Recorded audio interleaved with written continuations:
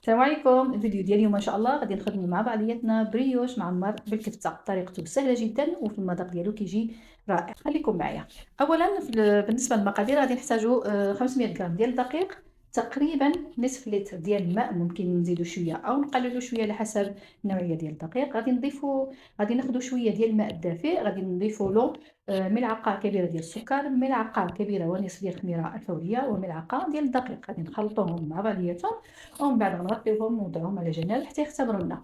غادي ناخذوا الدقيق ديالنا، غادي نضيفوا لهم ملعقه صغيره ديال الخميره الكيماويه، ملعقه صغيره ديال الملح. غادي نوضعوه في العجانه او ممكن نعجنوه بيدنا، ماشي مشكل. غادي نضيفوا له كذلك علبه من الياغورت الطبيعي، نصف كاس ديال الزيت، وغادي نضيفوا خليط ديال الخميره الفوريه. غادي نعجنوا العجين ديالنا مزيان ومن بعد غادي نوضعوه شي سبيره، نغطيوه ونوضعوه على جنب يختمر. في هذه الاثناء هذه غندوزو باش نوجدوا الحشوه. بالنسبه للحشوه غادي ناخذ المقيله ديالي، غادي نوضع فيها شويه ديال الزيت، بصله كبيره مشلضه، غادي نشحرها حتى تنزل شويه. ومن بعد غنضيف واحد حبه فلفل، ممكن نضيفوا فلفل الوان كيعطينا واحد المنظر اجمل. غادي نضيف حبتان من الجزر مبشور، حبه من القرع كبيره كذلك مبشوره.